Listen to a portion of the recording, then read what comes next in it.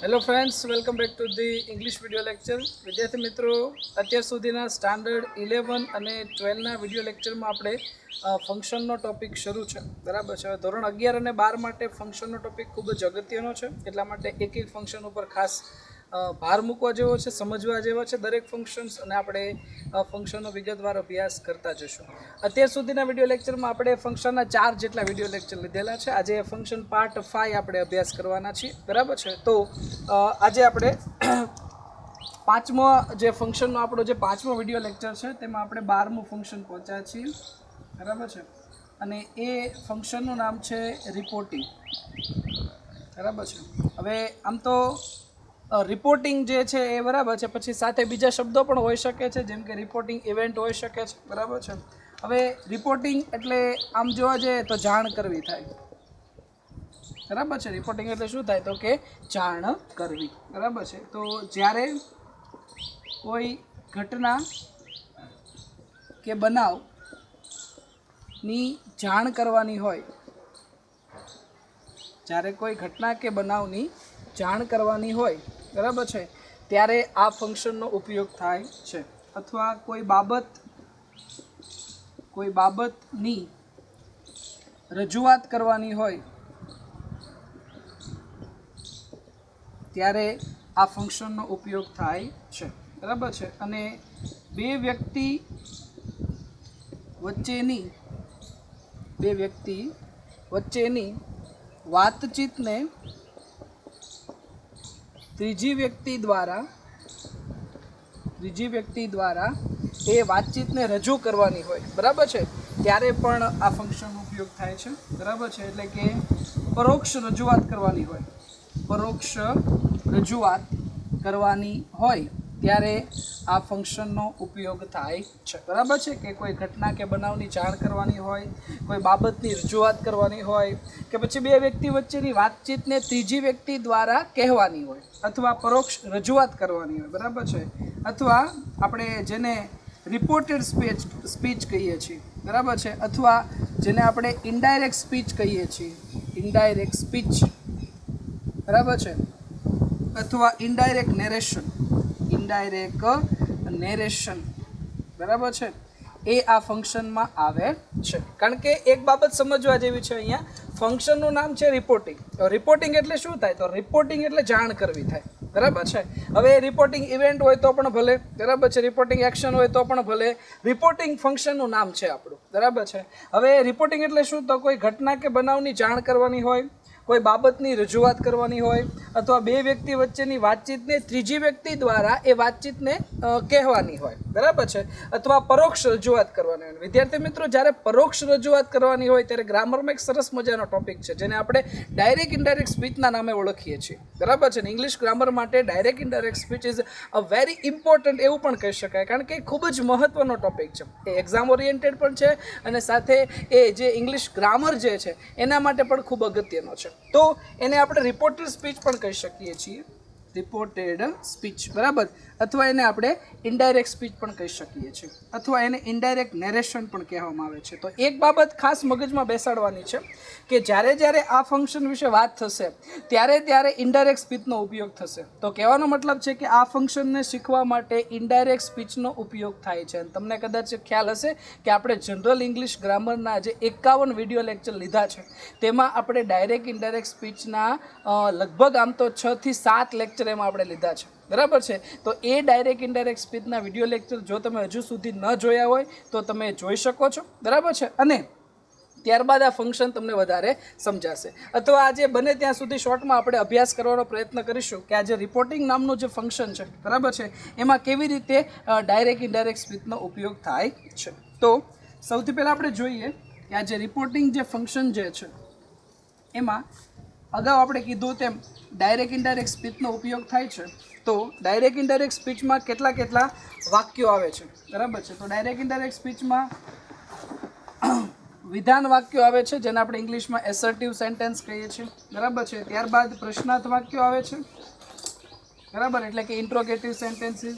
ત્યારબાદ આજ્ઞાર્થ વાક્યો આવે છે, એટલે કે ઇમ્પેરેટિવ સેન્ટેન્સીસ. ત્યારબાદ ઉદ્ગાર વાક્યો આવે છે, એટલે કે એક્સક્લેમેટરી સેન્ટેન્સીસ. ત્યારબાદ શુભેચ્છા દર્શક વાક્યો પણ આવે છે, એટલે કે ઓપ્ટેટિવ સેન્ટેન્સીસ. ત્યારબાદ રજા કે પરવાનગી લેટ, અને સૂચન કે દરખાસ્ત લેટ્સ અથવા એનું ફૂલ ફોર્મ થાય છે લેટર્સ. બરાબર છે. આ દરેક પ્રકારના વાક્યો જે છે વિદ્યાર્થી મિત્રો એ આ ડાયરેક્ટ ઇનડાયરેક્ટ સ્પીચમાં આવે છે. અને આપણું આ જે ફંક્શન છે એ આખું ડાયરેક્ટ ઇનડાયરેક્ટ સ્પીચ બેઝડ છે, એટલા માટે એ આપણે ટોપિક સમજવો રહ્યો. બરાબર. જેમ કે સૌથી પહેલું છે વિધાન વાક્ય. વિધાન વાક્યમાં રિપોર્ટિંગ વર્બ કેવા કેવા પ્રકારના હોય, કારણ કે આપણે ડાયરેક્ટ ઇનડાયરેક્ટમાં ભણી ગયા કે ડાયરેક્ટ ઇનડાયરેક્ટ સ્પીચમાં દરેક વાક્યના રિપોર્ટિંગ વર્બ અલગ અલગ હોય છે અને સંયોજક અલગ અલગ હોય છે. બરાબર છે. તો રિપોર્ટિંગ વર્બ વિધાન વાક્યમાં કેવું હોય તો ટોલ્ડ હોય સામાન્ય રીતે. બરાબર છે. હવે એમાં વિશેષ માહિતી હોય તો ઇન્ફોર્મ આવે છે. વિશેષ માહિતી હોય તો શું આવે છે? ઇન્ફોર્મ આવે છે. બરાબર. ત્યારબાદ આગળ વધીએ તો પ્રશ્નાર્થ વાક્યના જવાબમાં વિધાન વાક્ય હોય તો રિપ્લાઇડ આવે છે. બરાબર. અથવા રિપ્લાઇડની જગ્યાએ આન્સર પણ લખી શકાય છે. આ વિધાન વાક્યના શું છે? રિપોર્ટિંગ વર્બ છે. બરાબર છે. હવે ત્યારબાદ આગળ વધીએ તો વિધાન વાક્યમાં સંયોજક. તો વિધાન વાક્યમાં સંયોજક તરીકે શું આવે છે તો કે THAT ધેટ આવે છે. બરાબર છે. હવે તો આ થઈ વિધાન વાક્યની વાત. હવે વિધાન વાક્યમાં હકાર અને નકાર વાક્યોનો સમાવેશ થાય છે. બરાબર. એના પછી બીજું છે પ્રશ્નાર્થ વાક્ય, જેને ઇંગ્લિશમાં ઇન્ટ્રોગેટિવ સેન્ટેન્સીસ કહેવાય. પ્રશ્નાર્થ વાક્યના કેટલા પ્રકાર તો કે 2 પ્રકાર. એક છે ડબલ એજ ક્વેશ્ચન અને સેકન્ડ છે નોન ડબલ એજ ક્વેશ્ચન. પ્રશ્નાર્થ વાક્યમાં રિપોર્ટિંગ વર્બ શું આવે તો કે આસ્ટ આવે. બરાબર. અને વિશેષ માહિતી હોય તો શું આવે તો કે ઇન્ક્વાયર્ડ આવે છે. તો એ પ્રશ્નાર્થ વાક્ય છે. ત્યારબાદ આપણે વાત કરીએ સંયોજકની. તો પ્રશ્નાર્થ વાક્યમાં સંયોજક તરીકે શું આવે છે તો જો નોન ડબલ એચ હોય તો ઇફ અથવા વેધર આવે છે. નોન ડબલ એચમાં ઇફ અથવા વેધર.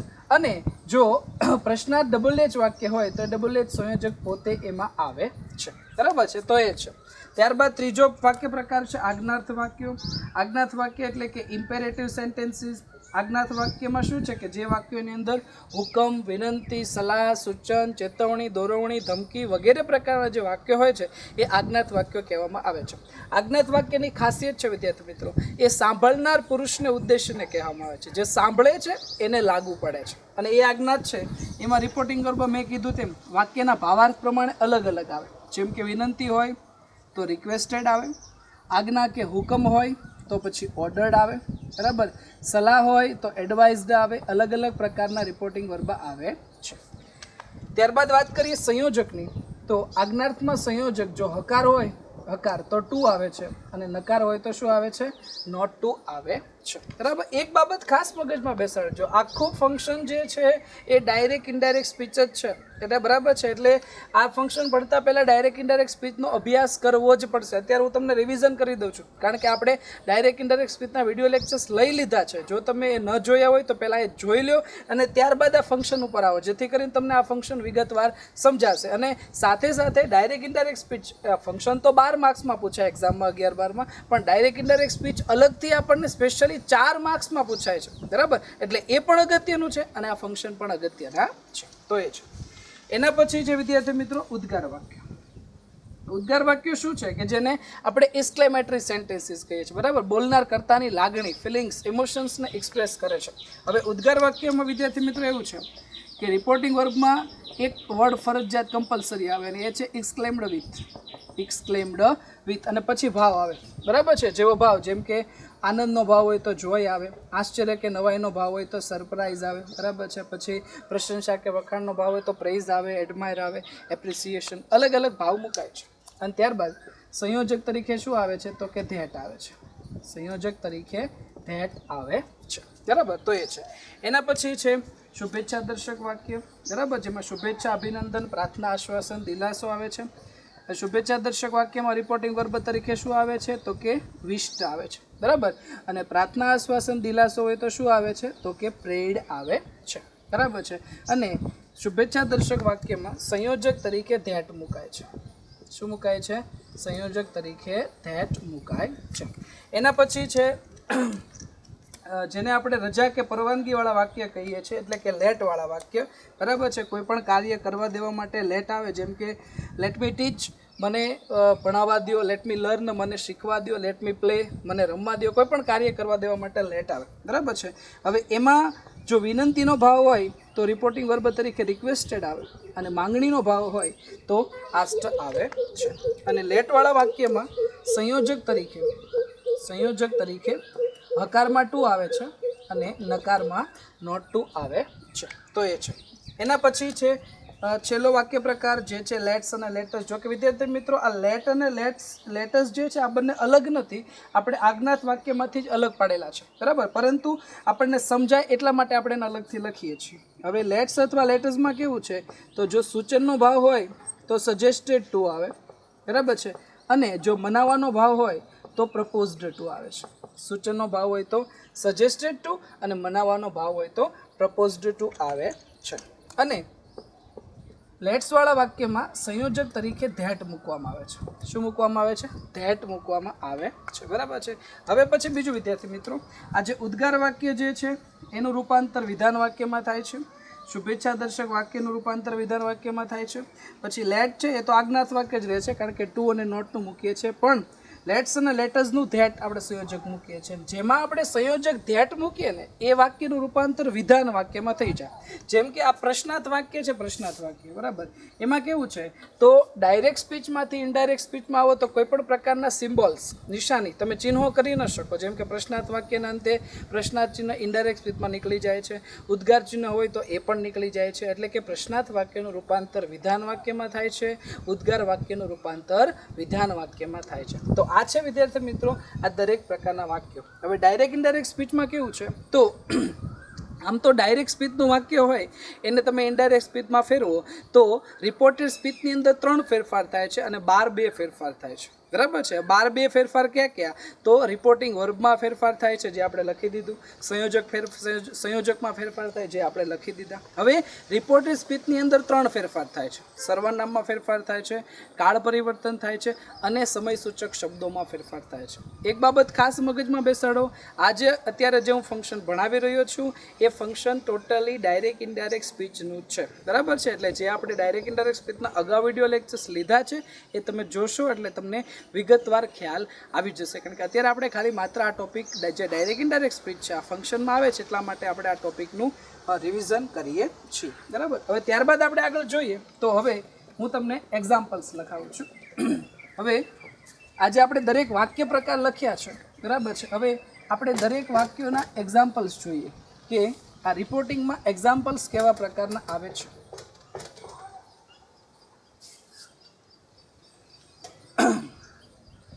તો સૌથી પહેલું એક્ઝામ્પલ્સ આપણે જોઈએ.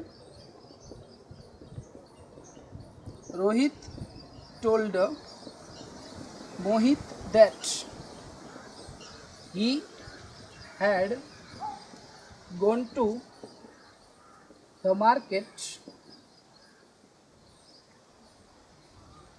the previous day. બરાબર છે. તો આ રિપોર્ટિંગ સ્પીચ છે, જો બરાબર છે. કેવી રીતે? તો સૌથી પહેલા આ વાક્ય બોલે છે કોણ? તો કે રોહિત બોલે છે. સાંભળે છે કોણ? તો કે મોહિત સાંભળે છે, બરાબર. કે રોહિત ટોલ્ડ મોહિત, રોહિતે મોહિતને કહ્યું કે, આ ટોલ્ડ છે એટલે વિધાન વાક્ય છે, કારણ કે વિધાન વાક્યમાં રિપોર્ટિંગ વર્બ શું આવે? તો કે ટોલ્ડ આવશે. તો રોહિત ટોલ્ડ મોહિત ધેટ, સંયોજક તરીકે ધેટ આવે છે. હવે આ આખું જે છે રિપોર્ટેડ સ્પીચ છે. રોહિતે બોલેલું વાક્ય, રોહિતે જે મોહિતને કીધું કે he had gone to the market the previous day, તે આગળના દિવસે બજારે ગયો હતો, એ આખું જે વાક્ય છે વિદ્યાર્થી મિત્રો એ વિધાન વાક્ય છે અને એ રિપોર્ટેડ સ્પીચનું વાક્ય છે, બરાબર. કારણ કે એ રોહિત દ્વારા આખું વાક્ય બોલાય છે. કે રોહિત મોહિતને એમ કહે છે કે તે ગયા દિવસે બજારે ગયો હતો, બરાબર છે. એટલે આ ત્રીજી વ્યક્તિ દ્વારા રજૂઆત થાય છે કે રોહિત છે અને મોહિત આ બંને વચ્ચે વાતચીત થઈ અને ત્રીજી વ્યક્તિ આ વાતને રજૂ કરે છે અને ત્રીજી વ્યક્તિ બોલે એટલે ઇનડાયરેક્ટ સ્પીચ થઈ જાય છે. તો આ વિધાન વાક્ય છે. એના પછી આગળ જોઈએ. Mister Sharma asked me if અથવા whether I was absent, બરાબર છે. તો જો આ પ્રશ્નાર્થ વાક્ય છે, કેમ ખ્યાલ આવે? તો મિસ્ટર શર્મા બોલે છે અને એ શું આપ્યું છે? આસ્ટ. હવે આસ્ટ રિપોર્ટિંગ વર્બ પ્રશ્નાર્થ વાક્યમાં આવે છે. પછી લિસનર કોણ છે? મી. કે મિસ્ટર શર્મા આસ્ટ મી, મિસ્ટર શર્માએ મને પૂછ્યું કે ઇફ અથવા વેધર આઈ વોઝ એબસન્ટ, કે હું ગેરહાજર હતો કે કેમ, એવું મને મિસ્ટર શર્માએ પૂછ્યું હતું. તો આ પ્રશ્નાર્થ વાક્ય છે, બરાબર. એના પછી આ પ્રશ્નાર્થ વાક્ય તમે જુઓ તો ઇફ અથવા વેધર એટલે નોન ડબલ એચ છે. પ્રશ્નાર્થના બે પ્રકાર, ડબલ એચ અને નોન ડબલ એચ. તો ડબલ એચનું આપણે એક્ઝામ્પલ જોઈએ.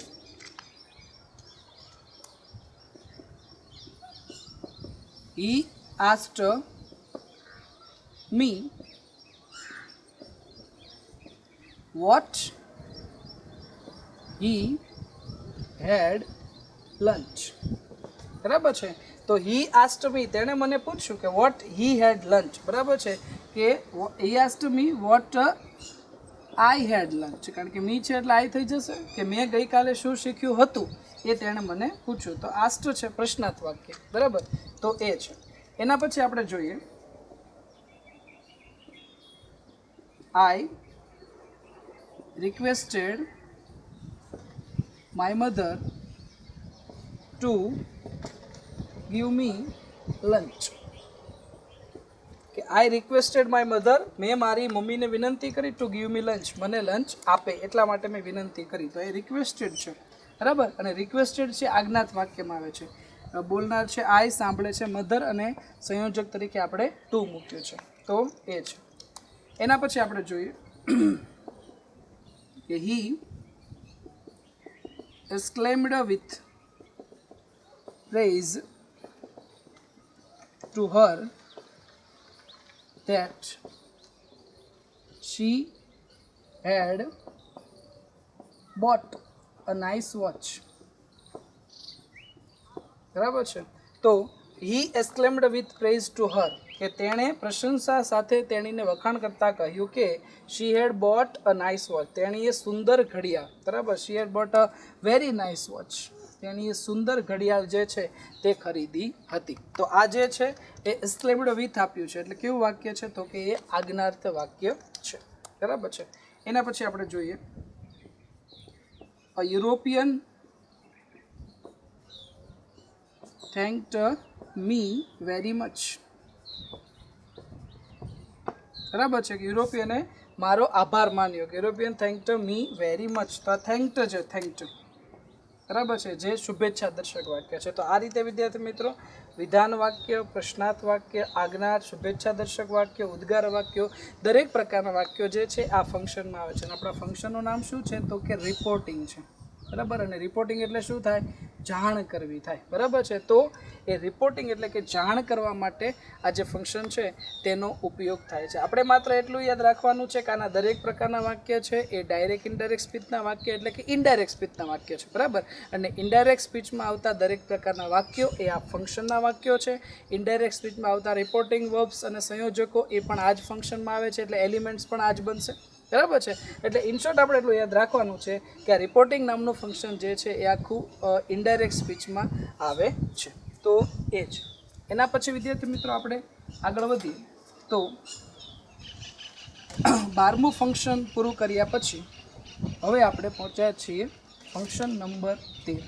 એક એક ફંક્શનનો અભ્યાસ તમે કરતા જશો એટલે તમને વધારે ખ્યાલ આવશે કે કયા ફંક્શનનો અભ્યાસ આપણે કેવી રીતે કરી શકીએ છીએ. બરાબર છે. તો હવે પછી આપણે 13મું ફંક્શન પહોંચ્યા છીએ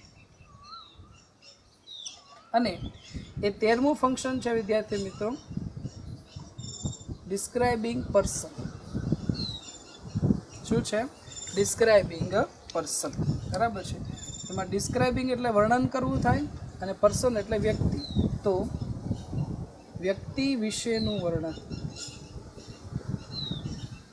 વ્યક્તિ વિશેનું વર્ણન. બરાબર, સિમ્પલ છે. જો ડિસ્ક્રાઇબિંગ એટલે શું થાય તો કે વર્ણન કરવું અને પર્સન એટલે શું થાય તો કે વ્યક્તિ. બરાબર છે. તો જ્યારે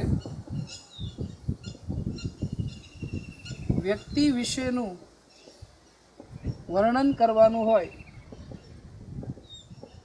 ત્યારે આ ફંક્શનનો ઉપયોગ થાય છે. બરાબર, વ્યક્તિ વિશેનું વર્ણન કરવાનું હોય, વ્યક્તિ વિશે કંઈક વધારે વાત કહેવાની હોય. બરાબર છે.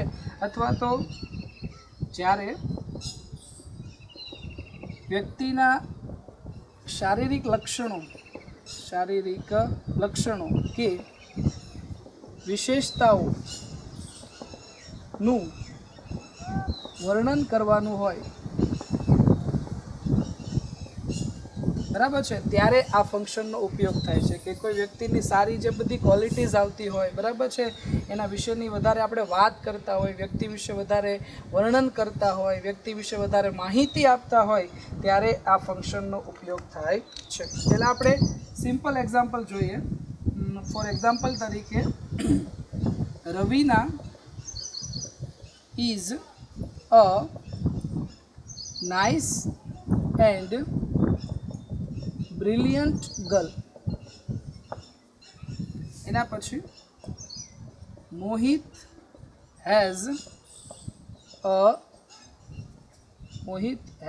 અ નાઇસ બિયર્ડ એન્ડ મસ્ટાશ. બરાબર છે. એના પછી આગળ વધીએ કે you have a colourful clothes. બરાબર છે. તો આ બધા ત્રણેય સેન્ટેન્સીસ મેં લખ્યા છે. એમાં કેવું છે કે Raveena is a nice and brilliant girl. તો રવીના છે કેવી ગર્લ છે? તો કે નાઇસ, એ સુંદર અને બ્રિલિયન્ટ, એ તેજસ્વી છોકરી છે. બરાબર. પછી આપણે કીધું કે Mohit is a nice beard and moustache, કે મોહિતને સારી બિયર્ડ, બિયર્ડ એટલે દાઢી, અને મસ્ટાશ કહેતા મૂછ, તો એ મોહિતને સારી દાઢી છે અને મૂછ છે. પછી you have a colourful clothes, તમારી પાસે રંગબેરંગી કપડાં છે. તો આપણે આ સાદા વાક્ય દ્વારા વ્યક્તિનું વર્ણન કર્યું. પહેલા વાક્યમાં મેં રવીના વિશે વર્ણન કર્યું, બીજા વાક્યમાં મોહિત વિશે વર્ણન કર્યું. મોહિત છે પણ કેવો છે? તો કે એને સારી દાઢી છે, સારી મૂછ છે. પછી કે તમારી પાસે રંગબેરંગી કપડાં છે. આ સિમ્પલ વાક્યો છે, બરાબર, જેના દ્વારા વ્યક્તિનું વર્ણન થાય છે. પણ ઘણી વખત વિદ્યાર્થી મિત્રો, વ્યક્તિ વિશે વર્ણન કરવા માટે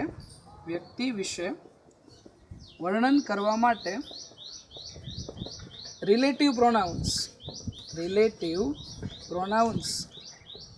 એટલે કે સંબંધી સર્વનામોનો ઉપયોગ થાય છે. બરાબર છે, કે વ્યક્તિ વિશેનું વર્ણન કરવા માટે તમે રિલેટિવ પ્રોનાઉન્સ એટલે કે સંબંધી સર્વનામોનો ઉપયોગ કરી શકો છો. અને વ્યક્તિ વિશેનું વર્ણન કરવા માટે સંબંધી સર્વનામો 3 છે. એક છે વુ એટલે કે જે, બીજું છે વુમ એટલે કે જેને, અને ત્રીજું છે વુઝ એટલે કે જેનું. આ 3 સંબંધી સર્વનામોની મદદથી તમે વ્યક્તિ વિશે વર્ણન કરી શકો છો. તમે કહો કેવી રીતે? તો ફોર એક્ઝામ્પલ તરીકે, Vipul is my classmate who knows English very well. બરાબર. એના પછી આપણે આગળ જોઈએ. Doctor Shah is a person whom everybody wants to meet. બરાબર. એના પછી આપણે જોઈએ, ફોર એક્ઝામ્પલ તરીકે, mister Bhatt is a man whose son is in the UK. બરાબર છે. તો મેં 3 સેન્ટેન્સીસ લખ્યા છે જેમાં મેં વ્યક્તિ વિશે વર્ણન કર્યું છે. કેવી રીતે? તો પહેલું જો, વિપુલ ઇઝ માય ક્લાસમેટ. વિપુલ મારા ક્લાસમેટમાં છે, મારો ક્લાસમેટ છે, મારા વર્ગમાં ભણે છે. વુ નોઝ ઇંગ્લિશ વેરી વેલ, કે જે અંગ્રેજી સારી રીતે જાણે છે. તો પહેલા વાક્યમાં વુ છે. બરાબર છે. બીજું વાક્ય કે doctor Shah is a person. Doctor Shah એ વ્યક્તિ છે કે whom everybody wants to meet, કે જેને દરેક વ્યક્તિ તેને મળવા ઈચ્છે છે. એટલે બીજા વાક્યમાં whom છે.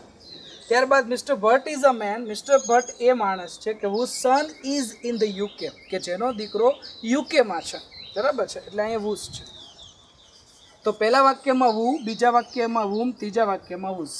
હવે આ ત્રણેયની પહેલાં તમે જુઓ તો whoની પહેલાં ક્લાસમેટ છે, whomની પહેલાં છે પર્સન, અને whoseની પહેલાં છે મેન. એટલે whoની પહેલાં હંમેશા માનવનું નામ આવે છે. કોનું નામ આવે છે? માનવનું નામ. હવે વુ પછી શું છે? નોઝ એટલે કે ક્રિયાપદ. હુમ પછી છે એવરીબડી એટલે કે સર્વનામ. અને હુઝ પછી છે સન એટલે કે માલિકી દર્શક શબ્દ, કારણ કે દીકરો છે પણ કોનો છે? મિસ્ટર ભટ્ટનો દીકરો છે. તો આ રીતે વુ, વુમ અને વુઝનો ઉપયોગ થાય છે. આપણે ધ્યાન શું રાખવાનું છે?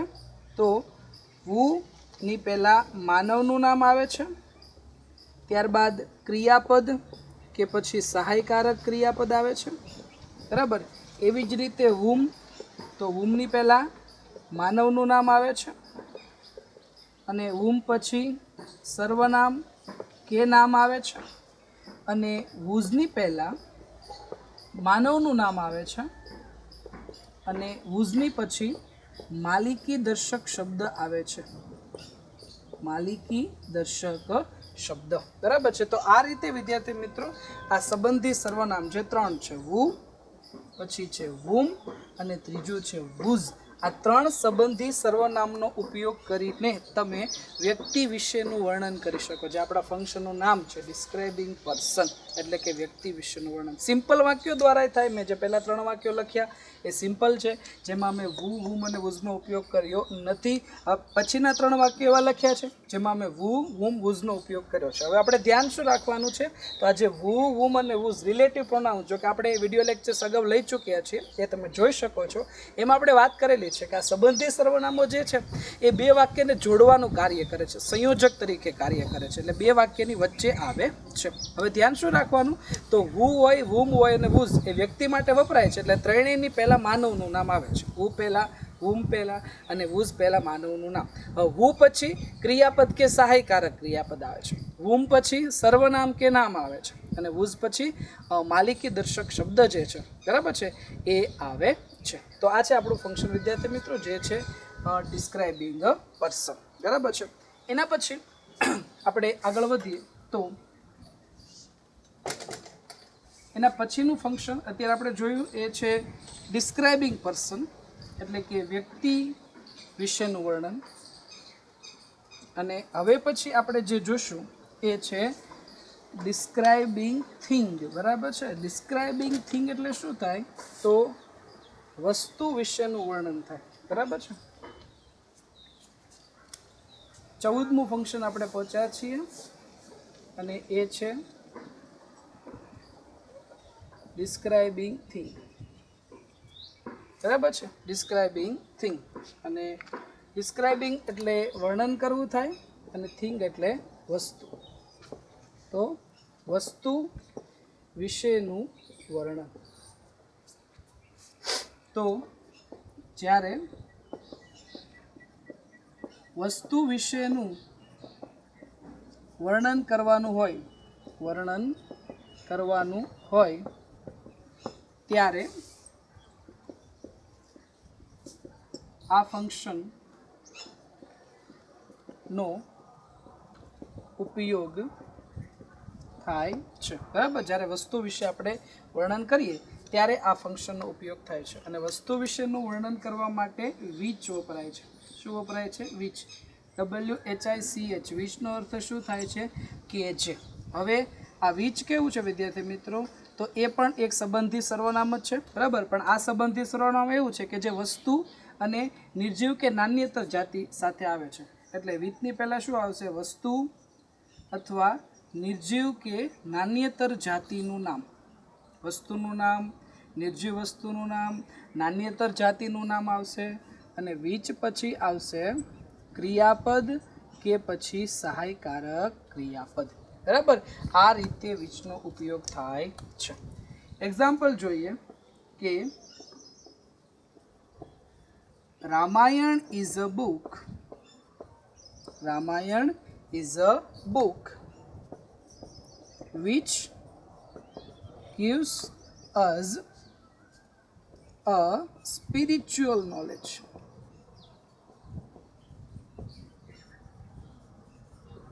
બરાબર છે. તો જો સેન્ટેન્સ દ્વારા આપણે સમજી શકીએ છીએ કે મેં આ રામાયણ જે પુસ્તક છે, રામાયણ બુક, એના વિશે મેં વધારે વર્ણન કર્યું છે. કોના દ્વારા?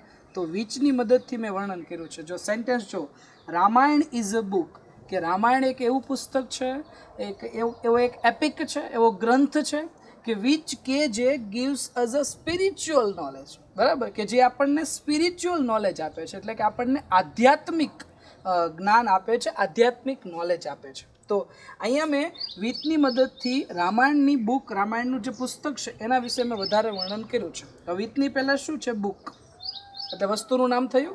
અને વિથની પછી શું છે? ક્રિયાપદ, એટલે ગિવ્સ આવ્યું. તો વિથની પહેલાં વસ્તુનું નામ, નિર્જીવ કે નાન્યતર જાતિનું નામ, અને વિથની પછી ક્રિયાપદ કે સહાયકારક ક્રિયાપદ આવે છે. હવે નાન્યતર જાતિનું નામ કેવી રીતે વિથથી આવે? ફોર એક્ઝામ્પલ તરીકે, that is a lion, that is a lion which killed the deer,